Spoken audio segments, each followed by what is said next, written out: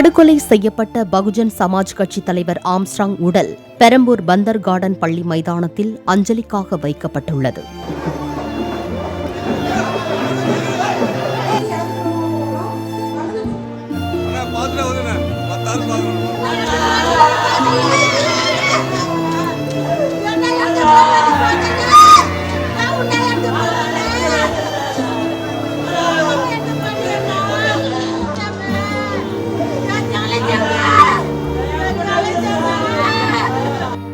கானா பாடகி இசைவாணி கண்ணீர் மல்க ஆம்ஸ்ட்ராங் உடலுக்கு பாடல் மூலம் அஞ்சலி செலுத்தினார்.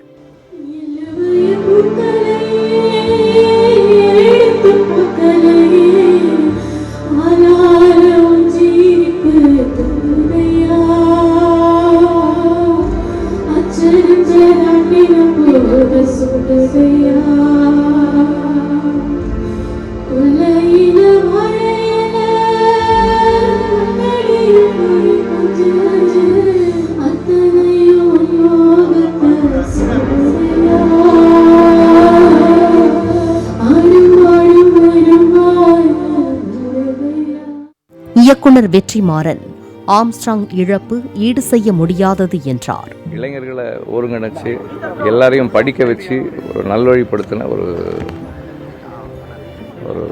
ஒரு பெரிய ஆளுமை.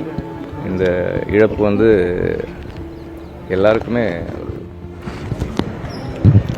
ஈடு செய்ய முடியாத இழப்பு, குறிப்பாக அந்த இளைஞர்கள். நடிகர் சாய் தீனா பெரிய தலைவரை இழந்து தவிப்பதாக வேதனை தெரிவித்தார். இது ஒரு மிகப்பெரிய பேரிழப்பு எங்களுக்கு.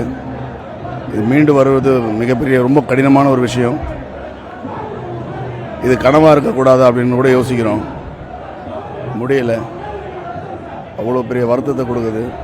ஒவ்வொரு குடும்பத்துலேயும் ஒரு மனிதனாக ஒரு உறவாக வாழ்ந்துருக்கிறார். எங்களோட ஒரு தலைவராகவோ ஒரு சமூகத்தினுடைய அடையாளமாகவோ இல்லாமல் உறவாக உயிராக எங்களோட கலந்து எங்களோடவே வாழ்ந்திருந்தார். இன்றைக்கி அவர் இல்லை. இந்த செய்தி எங்களால் ஏற்க முடியாத ஒரு செய்தி. பாடகர் கானா பாலா குடும்பத்துடன் அஞ்சலி செலுத்தினார்.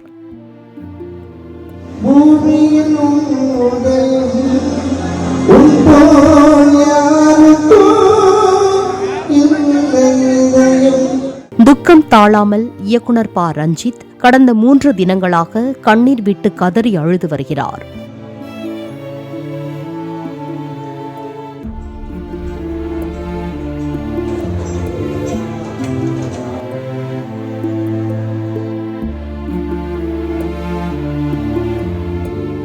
பசி, படிப்பு என கேட்டு செல்லும் அனைவருக்கும் ஆம்ஸ்ட்ராங் உடனடியாக உதவி செய்வார் என அவரது கார் ஓட்டுநர் கண்ணீர் மல்க கூறினார். எங்கே லாங் போனாலும் நான் தான் இட்டுன்னு வந்து விடுவேன். எந்த மீட்டிங் போனாலும் நான் தான் கூட இருப்பேன். லாங் போனாலும் 4 மணிக்கெலாம், எந்த கன்னியாகுமரி போனால் கூட 4 மணிக்கு ஓடியாந்துடுவோம். ஆனால் பசி எடுக்குதுன்னா சொல்லுனா, ஏன்னா ஹோட்டலில் நிறுத்துனா சாப்பிட்ருன்னா அவரும் சாப்பிடுவார். பசின்னா போகிறோம், உயிரை விட்டுருவார். சாப்பிட்டீங்களா, ஃபஸ்ட்டு சாப்பிட்டீங்களான்னு கேட்பார். சாப்பிட வச்சு என்ன வேணும் ஏது வேணும்னு கேட்டு ஸ்கூல் ஃபீஸ் வேணும்னா கூட அப்பவே கொடுத்து அனுப்புவார். இந்தாங்க ஃபீஸ் கட்டுங்க போயிட்டு, எல்லாம் நல்லா செய்வார். ஐயோ கடவுளே போன மாதிரி என் உயிரை போயிடுச்சு. என் உயிர் என் கையில் இல்லை.